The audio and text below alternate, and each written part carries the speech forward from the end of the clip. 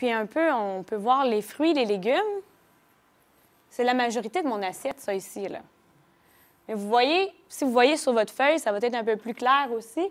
La section de fruits, c'est pas la moitié de cette section-là. C'est plus petit. Il y a plus de légumes que de fruits dans mon repas que je voudrais avoir. Les fruits, qu'est-ce qui arrive? C'est qu'il y a quand même des glucides, donc des sucres. Donc, si quelqu'un doit surveiller la quantité de glucides qu'il consomme, alors il ne peut pas prendre des fruits en abondance. C'est pour ça qu'il faut individualiser. Comme par exemple, prédiabète, diabète, ça va être différent. Oui. Donc, c'est là qu'il faut voir. Si, par exemple, on n'a pas le prédiabète ni le diabète, les fruits, ce n'est pas quelque chose qui va causer le diabète. Donc, ce n'est pas un aliment nécessairement à limiter, là. Oui. Parce que c'est un aliment sain. Il y en a qui vont dire les fruits ont des sucres, donc j'en mange pas, mais je vais manger une chip, par exemple. Bien, c'est mieux de manger votre fruit, maintenant.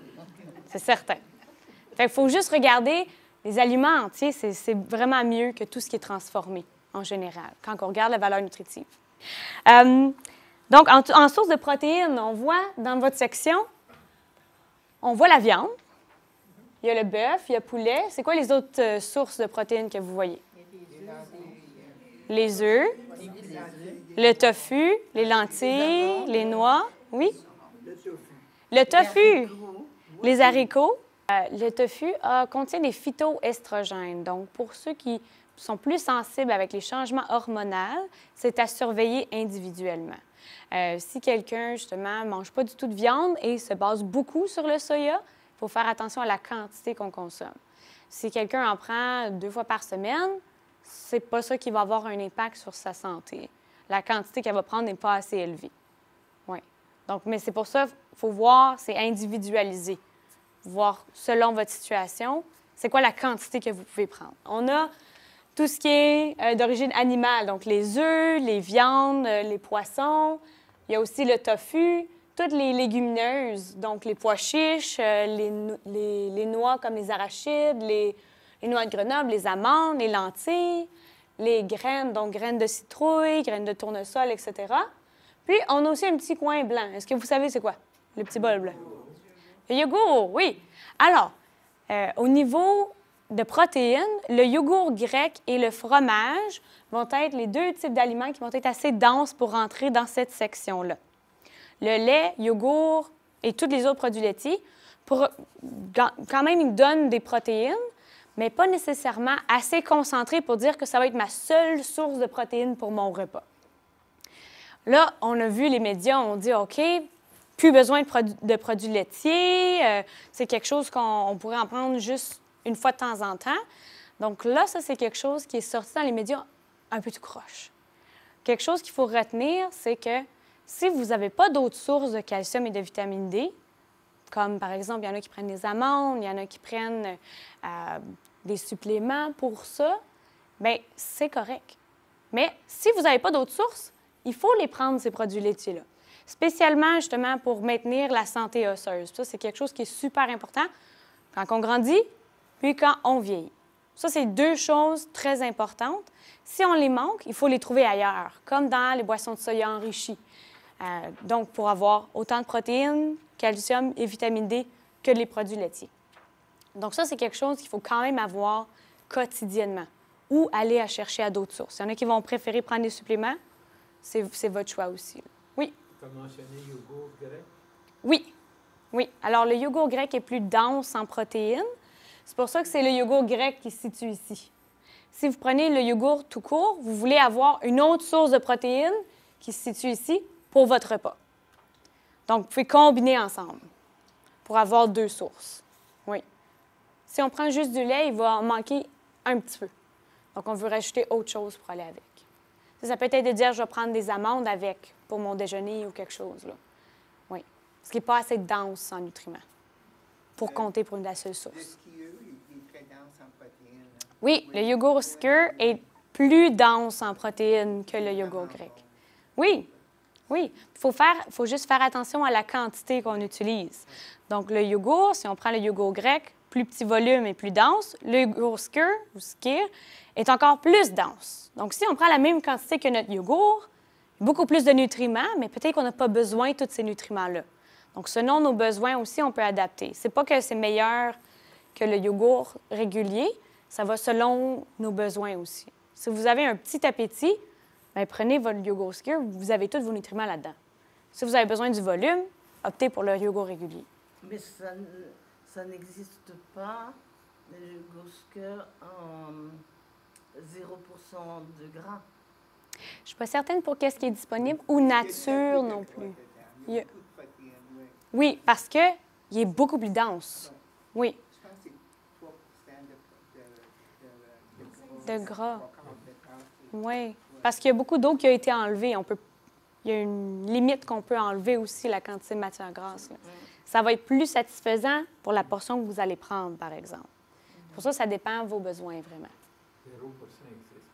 Pour le skirt, ah, voilà. Oui. Mais ça veut dire qu'ils ont rajouté autre chose. Fait que ça dépend toujours...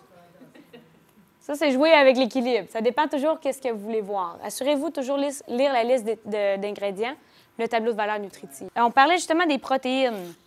Qu'est-ce qu'on voit? C'est avec l'âge, c'est naturel. On voit, on perd du muscle, puis ça se transforme tranquillement en gras. C'est le processus de vieillissement naturel. Donc, on dépense moins d'énergie. Il faut juste faire attention. Quand on était à 20-30 ans, notre steak était peut-être gros de même. Là, maintenant, ben, on n'a peut-être pas besoin autant de steak que ça. Puis on remarque que la portion de protéines qu'on a besoin est souvent un petit peu plus petit à comparer quand on dépensait beaucoup d'énergie. La seule chose, il faut faire attention, si on n'a pas vraiment faim, il faut s'assurer d'en avoir assez dans notre alimentation parce que c'est quelque chose qui va nous permettre de maintenir les muscles qui nous restent. C'est justement ça. Il y en a qui disent « Ah, j'ai déjà tout perdu, ça ne vaut pas la peine. » Non, c'est important. C'est vraiment important pour maintenir qu'est-ce qu'on a au long terme. Il y a toujours une partie qui va se transformer, c'est normal, mais si on ne bouge pas, puis si on ne prend pas assez de protéines, le corps il continue ce changement-là aussi. Donc, il faut en prendre à tous les repas, peu importe quelle source que c'est. On veut s'assurer d'avoir une variété, mais à tous les repas, on veut en avoir pour ça. Est-ce qu'il y en a qui ont des questions par rapport aux protéines? Ça va bien? Oui? Parfait. On va passer à la prochaine. Donc, ça couvre un peu tout ce qui est protéines. En bas, on parlait justement des légumes et les fruits, y compris les options frais, surgelés ou en conserve. Donc, que ce soit en canne, congelé ou frais, c'est des bons choix pareils. Si vous prenez des légumes et des fruits en conserve, assurez-vous de le prendre des meilleures options, comme le rincer ou ceux qui sont sans sel ajouté, d'éviter ceux qui sont dans les sirops, par exemple, pour les fruits, parce qu'il y en a qui vont dire « je m'en prends des clémentines, mais il y a le jus qui est tout épais puis qui... » Bon, ça, c'est pas nécessairement la meilleure option. Fait qu'il y a toujours des meilleurs choix qu'on peut voir, d'où l'importance de lire les étiquettes. Très important. Une autre chose qu'on remarque, c'est justement la masse musculaire a diminué de 15 à 22 % entre 50 et 80 ans. Donc, on a moins de force musculaire, puis souvent, on a moins d'appétit pour manger. Ça, c'est quelque chose qu'il faut vraiment adresser. Même si on n'a pas nécessairement faim, il faut manger pareil, sans se forcer pour dire « je vais manger comme une assiette grosse comme ça », mais de s'assurer de prendre les protéines qu'on a besoin à tous les repas, 3 repas par jour, même si ce n'est pas des grosses assiettes, de manger régulièrement des protéines. Pour les produits laitiers, on en a parlé un petit peu, mais je voulais juste m'assurer qu'on touche au complet. On avait parlé de calcium, vitamine D, mais le magnésium et le phosphore aussi sont très importants pour les os. C'est quelque chose qu'on remarque beaucoup. Les os sont fragilisés avec l'âge, donc on recommande même 3 portions par jour de produits laitiers ou substituts, donc boissons de soya enrichis, le boisson de riz ou boisson d'amande ou d'avoine ne sont pas nécessairement équivalentes en protéines. Donc, il faut faire attention. Il y en a qui ne prennent pas nécessairement de produits laitiers, mais si on n'opte pas pour la boisson de soya, il faut regarder l'équivalent en valeur nutritive. Il y en a qui ne sont pas nécessairement enrichis en calcium, vitamine D. Le lait d'amande, il peut être oui ou non enrichi. Donc, il faut s'assurer que ça soit enrichi. Sinon, on perd ces nutriments-là qu'on prendrait des produits laitiers. C'est justement pour ça, en termes d'équivalent en produits laitiers, il y en a qui ne sont pas capables de prendre des produits laitiers ou c'est une décision d'eux, mais il faut s'assurer que ce soit équivalent en protéines, calcium et vitamine D. Donc, calcium et vitamine D, le soya va remplir ces 3 conditions-là. Le boisson d'amande, boisson de riz et boisson d'avoine, pas nécessairement. Ils vont avoir ces 2-là si on regarde pour. La protéine, souvent, ça va être de moitié ou moins, comparé aux produits laitiers. Donc, ce n'est pas équivalent. Si on se dit c'est ma portion de protéines, il en manque encore. Il faut qu'on combine avec autre chose, parce que sinon, il va en manquer en termes de quantité. Mais Oui. comme le skim milk, y a-tu tous ces... Oui. Ouais. Oui, alors le lait écrémé, 0,1-2 les protéines sont maintenues. C'est juste le gras qui a été enlevé. Puis, il y a certaines vitamines qui peuvent être enlevées parce qu'ils sont liposolubles, qu'on appelle qu'ils sont dans le gras, mais ils vont compenser en retrouvant l'équivalent que ce serait le lait entier, en calcium, vitamine D. Oui. Donc, c'est pour ça qu'il y en a qui me disent « J'aime vraiment mieux le 0 Est-ce que ça va affecter ma santé? » Non, c'est un bon choix. Oui. Il y a toutes les protéines, calcium, vitamine D qu'on veut dans le skim, le lait écrémé. Oui. Mais sauf que le lait écrémé, ce sont des protéines animales et que Oui. les autres boissons sont des protéines végétales. Oui, donc c'est justement le lait, c'est protéines animales, autre source, c'est protéines végétales. Donc, c'est de trouver un équilibre avec. Vous pouvez très bien prendre du lait à tous les jours et dire, je vais faire ma rotation, je vais essayer des pois chiches et des haricots plus souvent avec des lentilles. Là, on a une variété quand même. Puis, on a le bénéfice des produits laitiers et on a le bénéfice des protéines végétales en même temps, en faisant l'équilibre. Oui. Donc, on parlait justement des produits laitiers. À cause que notre masse osseuse est fragilisée avec la ménopause pour les femmes, mais aussi pour les hommes à partir de 70 ans. Donc, souvent, on dit, OK, les femmes, l'ostéoporose, il faut faire attention, mais les hommes aussi. À partir de 70 ans, il faut faire attention. Donc, il faut prendre nos produits laitiers ou substituts pour s'assurer qu'on a nos os qui sont en forme aussi. La vitamine D, on recommande d'avoir 400 unités par personne, par jour, pour des suppléments. Puis, dépendant s'il y en a qui ont des besoins plus importants, c'est d'aller voir si vous avez besoin d'un supplément plus élevé quotidien. En général, il y en a beaucoup qui prennent 1000 unités. C'est plus le standard. Mais nous, qu'est-ce qu'on recommande? C'est au moins 400 unités par jour. C'est difficile de l'atteindre avec les aliments aussi. La B12, souvent, il y en a qui me demandent, est-ce qu'on a besoin de supplément de B12, de vitamine B12? On recommande souvent, mais ce n'est pas de routine. Je ne pourrais pas dire, OK, tout le monde sur la B12, là, aujourd'hui. Ce n'est pas quelque chose de routine. Il faut voir avec votre médecin. Puis, il y a des moyens de savoir, est-ce que vous êtes en carence de B12? Est-ce que vous avez besoin de supplémenter? On ne veut pas nécessairement supplémenter pour le fun, là. Les suppléments pour tout le monde, toi pour ça, toi pour ça. Il faut que ça soit individualisé aussi. Ça ne va pas causer de problème si vous prenez de la B12, mais peut-être que vous n'en avez pas de besoin non plus.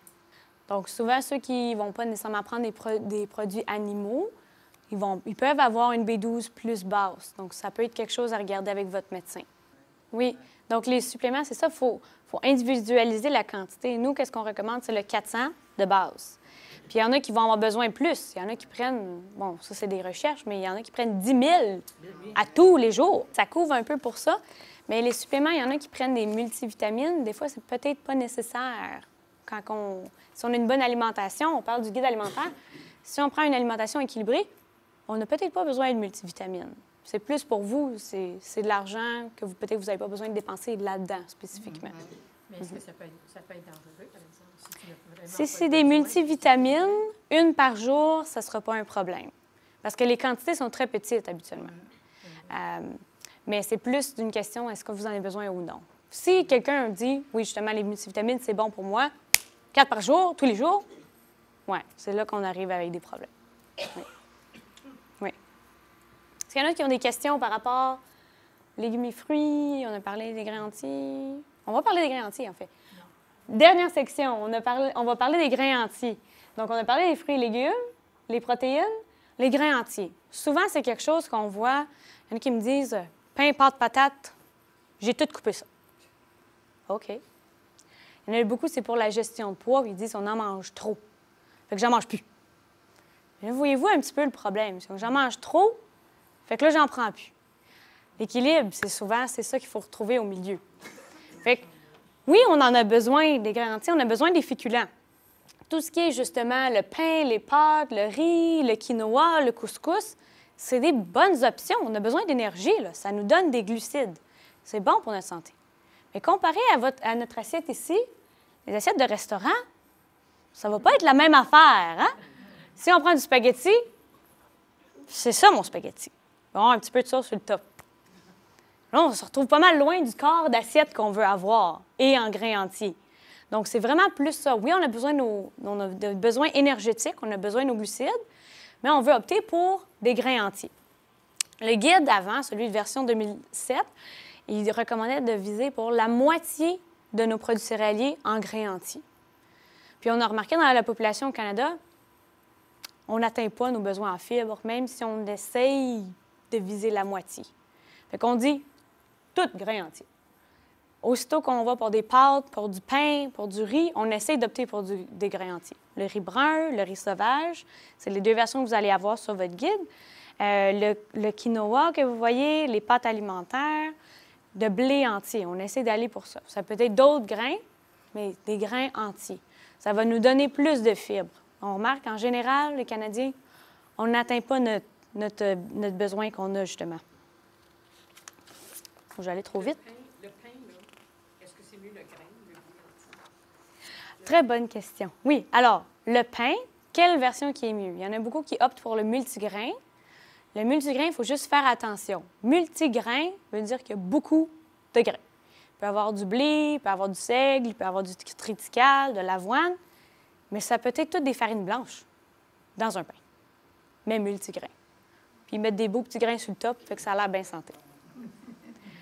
Il faut faire attention à qu'est-ce qu'ils mettent comme terme. Il faut vraiment regarder pour des grains entiers. Que ce soit le blé, le seigle, le pumpernickel, il faut que ce soit des grains entiers. Fait que le meilleur moyen de savoir, c'est pas la couleur. Des fois, il y en a que l'industrie rajoute de la mélasse pour la couleur. Fait que ça a l'air bien beau, mais c'est pas de grains entiers. Fait qu'il faut regarder la liste d'ingrédients pour des farines de blé entier, de seigle entier, etc., etc. Donc, si vous voyez que le premier ingrédient, c'est farine de blé enrichie, pain blanc. Puis, on peut peut-être rajouter de la farine de blé entier pour mettre de la couleur, mais ce n'est pas des pains de grains entiers. Oui. Donc, il faut faire juste attention entre multigrains, grains entiers. Mais oui, le grain entier va nous donner plus de fibres.